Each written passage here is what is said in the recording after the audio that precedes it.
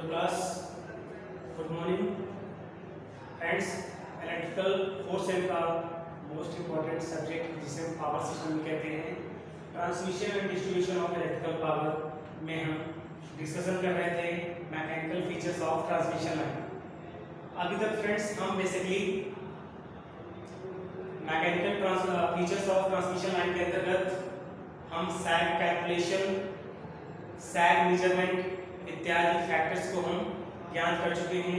हमने वहाँ पे आपको बताया कि ट्रांसमिशन लाइन में एक लिमिट से ज़्यादा झोल को भी नहीं देना चाहिए। उसके साइड इफेक्ट क्या होते हैं फ्रेंड्स, हमने वहाँ पे उसको आपको डिस्कस किया और आपको बताया सैग का फार्मूला। साथ ही साथ आज हमारा जो फैक्टर, अगला फैक्टर है वो है कोरोना। फ्रेंड्स, जैसा कि नाम से ही पता चल रहा है, इससे हर स्टूडेंट्स परिचित होगा, कोरोना का इसमें कहर चल रहा है। ये कोरोना फॉर्मेशन क्या होता है फ्रेंड्स, हमारे ट्रांसमिशन लाइन में इसके बारे में आज हम डिस्कस करेंगे।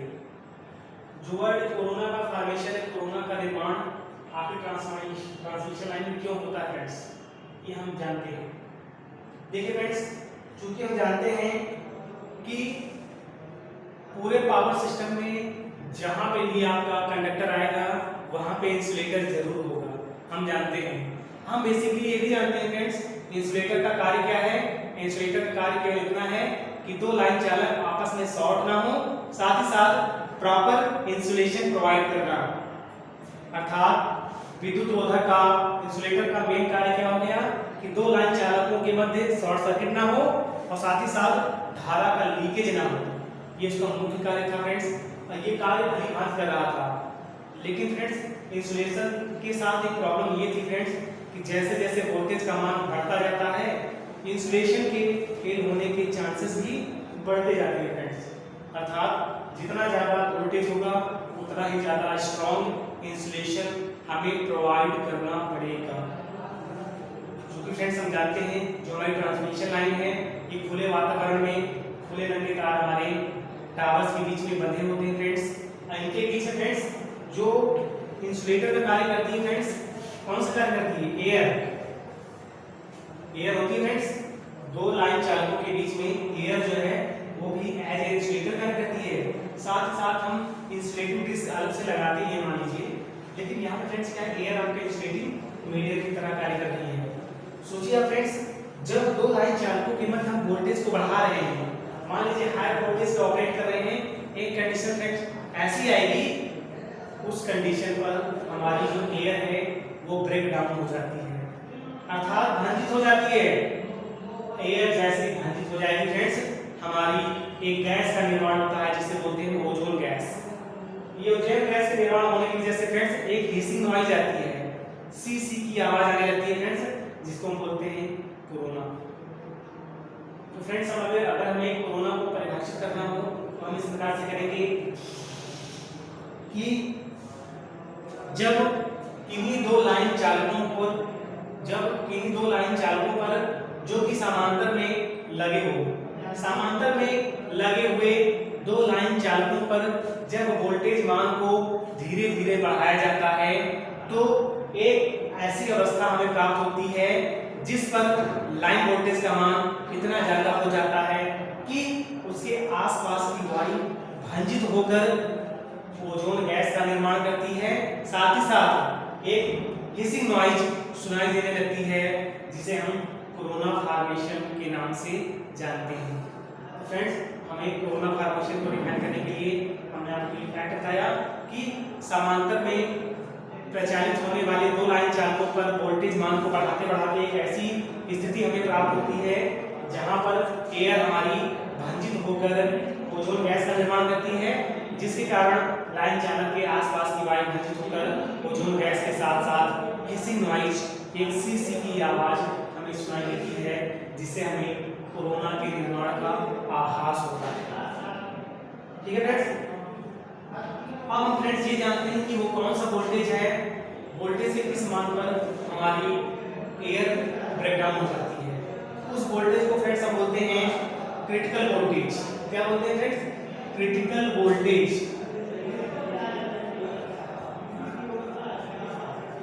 इस क्रिटिकल वोल्टेज को फ्रेंड्स VC से रिप्रेजेंट करते हैं। VC आपका क्रिटिकल वोल्टेज है। VC का फॉर्मूला क्या होता है friends? VC equal to M naught G small r del log d by r। जहां पे फ्रेंड्स हमारा M नॉट क्या है? M नॉट आपका सरफेस फैक्टर है। सरफेस मतलब ये फ्रेंड्स हमारा जो लाइन कंडक्टर यूज कर रहे हैं फ्रेंड्स वो सरफेस की बात हो रही है। ठीक है फ्रेंड्स, ये हमारा सरफेस हो गया, सरफेस फैक्टर है।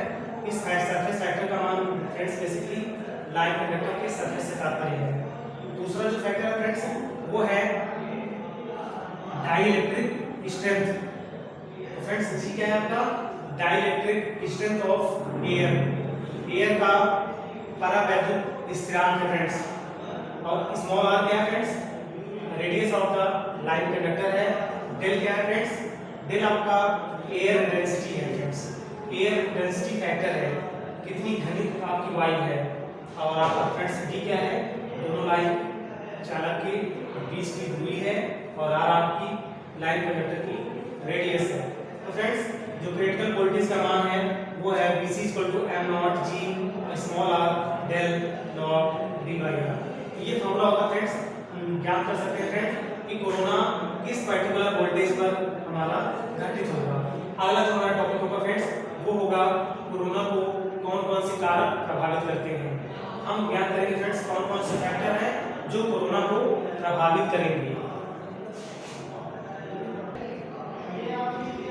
फ्रेंड्स अगला जो टॉपिक होगा हमारा कि कौन कौन से फैक्टर हैं जिन पर कोरोना हमारा निर्भर करता है, अर्थात क्या कौन कौन से चालक हैं जो कि कोरोना निर्माण को प्रभावित करते हैं। तो पहला पॉइंट है फ्रेंड्स कि कोरोना डायरेक्टली प्रोपोर्शनल होता है लाइन वोल्टेज के, अर्थात फ्रेंड्स लाइन वोल्टेज का मान जो जो बढ़ता जाता है कोरोना निर्माण की चांसेस भी, संभावनाएं भी बढ़ती जाती हैं। अर्थात corona is directly proportional to line voltage. हमने फ्रेंड्स आपको बताया था लाइन वोल्टेज का मान जैसे जैसे बढ़ता जाता है आपका क्रिटिकल वोल्टेज का मान उतना जल्दी करीब आ जाएगा फ्रेंड्स और कोरोना की बनने की संभावना भी बढ़ जाती है। दूसरा फैक्टर है friends corona is directly proportional to 1/d। D क्या फ्रेंड्स? लाइन चालकों के मध्य दूरी है। अर्थात फ्रेंड्स अगर लाइन चालक के बीच की दूरी कम होगी तो कोरोना फॉर्मेशन की संभावना ज़्यादा होगी। अर्थात अगर लाइन कंडक्टर आप पास पास ज़्यादा यूज करोगे फ्रेंड्स ऐसी कंडीशन में हमारे कोरोना निर्माण की संभावना बढ़ जाती है। तीसरी बात friends corona directly proportional to 1/r, अर्थात रेडियस का मान अगर कम होगा फ्रेंड्स, अर्थात तार अगर आपने चार लाइन कंडक्टर अगर आपने पतला यूज किया है, देखिए फ्रेंड्स रेडियस का मान कम है तो कोरोना बढ़ेगा। अर्थात अगर आपने रेडियस कम अर्थात पतला तार, अगर आपने लाइन कंडक्टर के रूप में पतला तार यूज किया है उस कंडीशन में भी इसका डाया कम हो जाएगा। डाया कम होने से हमारी कोरोना बनने की संभावना बढ़ जाती है। अर्थात फ्रेंड्स ट्रांसमिशन लाइन में हम पतला तार यूज करेंगे तो भी कोरोना बनने की संभावना अधिक होती है। अगला कंडीशन है फ्रेंड्स सरफेस कंडीशन पर डिपेंड करता है। सरफेस कंडीशन मतलब ये फ्रेंड्स लाइन चालक की सतह से तात्पर्य इसका, अर्थात फ्रेंड्स जो बर्फ है, ओस है, साथ ही साथ केमिकल रिएक्शन के कारण हमारा जो लाइन कंडक्टर है उसकी सतह खुरदरी हो जाती है, रफ टाइप की सरफेस हो जाती है, जिसकी वजह से हमारे क्रिटिकल वोल्टेज का मान घट जाता है।